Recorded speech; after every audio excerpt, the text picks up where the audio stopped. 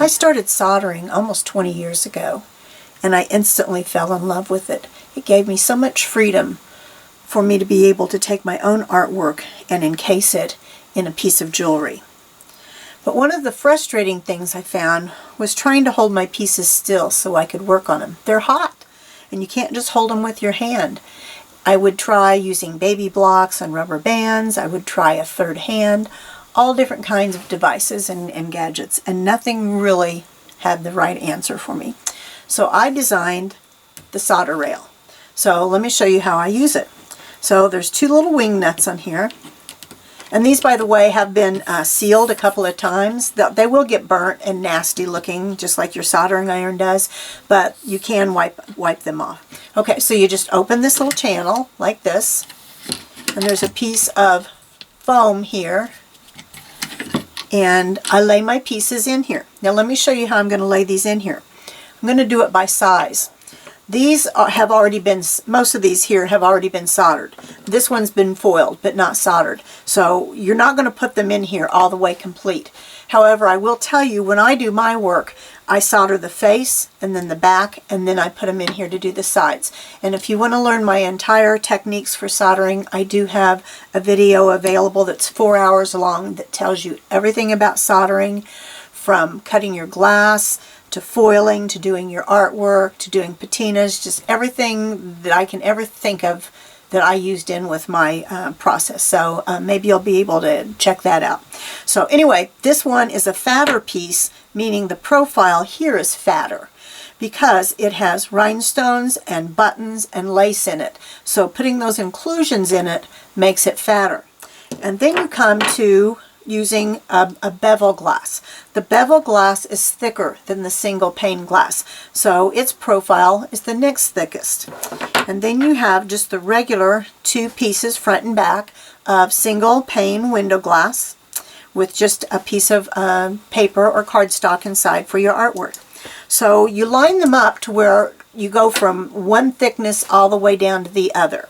So I'm going to put my fattest one in first, and I'm right-handed. So how I find I do this is I take what is going to be the top. You can tell this is the top because there's already a jump ring on it. So I would put my piece here facing the left. So the head of the piece is going to face left, but I'm putting it all the way onto the right side of the rail. Then the next fattest one is going to be the bevel glass. This is going to be where the jump ring goes. And then I will put the two here that are the single pane glass, and they will go like that. And by doing this, the fatter one I'm going to squeeze here and tighten down my wing nut. And then I'm going to go to this end and I'm going to squeeze in and tighten down that wing nut. And by that way, these all will hold still in here. If I had a fat and then a thinner and then a fat, the thin ones wouldn't have this compressing on it and they wouldn't stay secure in here. So this is how I do it. So I would do this. Now you're going to have four sides, right, that you're going to be doing. Top, bottom, and two sides. So this would be my soldering iron, and see, I'm not plugged in, so I can just demo with this. So I would do, I'd probably start here actually. I'd solder, solder, solder, solder. And the other nice thing about this is by the time you get all the way down, this one has already cooled off a little bit. And you should always let your pieces cool off a little bit in between doing each side. You'll get a better finish on them. And so I will open these up. And now these have jump rings on them, on their heads, so they're not going to sit down as smoothly, but normally those wouldn't be there. So you're going to flip it like that. And then I'm going to do the same thing. I'm going to tighten them up. And then you can kind of, you know, work them a little bit, make sure they're all nice and level. Now this is a bevel glass, so it's kind of tipped back. So I'll show you how I'll do that. So I would solder, solder, solder, and the solder is going to want to fall back because this is at a little bit of an angle because of the bevel. So as I get it molten, then I just lift this up and I create it a level surface, so it will find, you know, gravity will let it find an even spacing. So I'd let that cool a bit, and then I'd set it down, and then I'd do this. If I drip any solder down, if you didn't have it in this rail, as the solder dripped down off of here, it would fall down and land on the other side, which is right now would be the top. Then you'd have to go back and fix that top. You're going to further overheat your pieces by having to consistently go back and forth and fix that. But this way, when the solder drop falls, it's just going to hit the wood and it's not going to land on the other part of the solder. So that's another benefit. Okay, so I'm going to open the wing nuts, roll and roll, close it back up, and then I would solder, solder, solder, solder. And if at any point I have to check to see, you know, did something look right on the other side or whatever, I can simply pick up this whole rail and take a look at the whole row at one time. I can also, if I need to add some more flux to them, I can just take my flux stick and I can go through and just flux all of them instead of individually having to pick it up and apply flux to each one. So this is my last side. This is number 4. So I'm just going to turn them like this. Now they're all up on the top, so I'm going to be ready to put my jump ring on. Just level them all out there a little bit.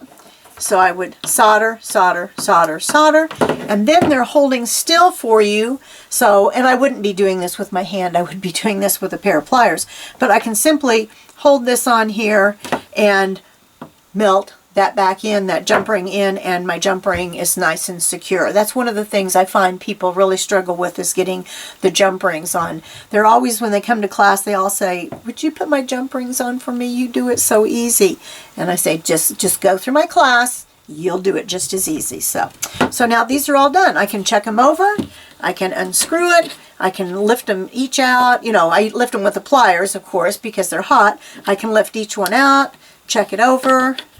If one has a drip or I didn't get it done right, I just put it back in and fix the piece that needs fixed. Okay, so that's the regular size. Now let me tell you about these little guys.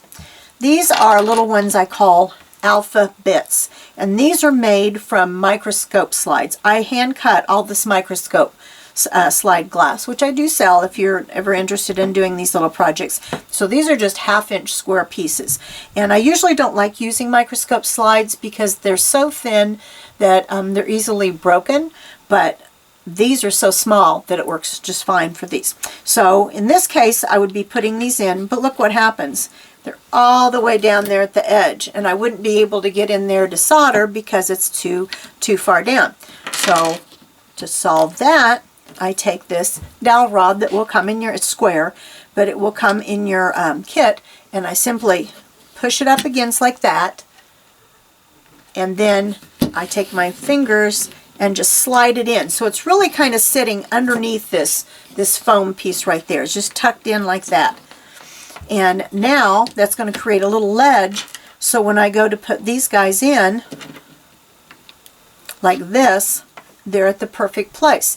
Now I also make a lot of charm words, and if you're ever in the market to make pieces to sell, these charm words sell really quickly. I bet you I've made upwards of 5,000-6,000 of these over the time I've made and sold these. So when you put these in here, they're 1/2-inch just like this. So you do this, tighten it down, you know, and go about doing it. But when you flip these up on their ends like this, if you find they aren't secure enough, and I think it really is secure enough, but if it isn't secure enough for your taste, I would do all your these size on one whole order. Just do it like that. Don't mix them with these. So do all of those, and then when you got ready to do these guys, you could do this, the sides like this with that in place, but then when you got ready to do the tops of them, you could put them like that and they would be more secure. So whichever way you want to do it, it will be just fine. But this solder rail has just been amazing in the ability to be able to speed up my work, and not only to speed it up, but to really make it look good. And I also use these when I do round orb pieces, and that's also on a video, and so you can check that out at some time. So thanks for watching. Hope this might help you.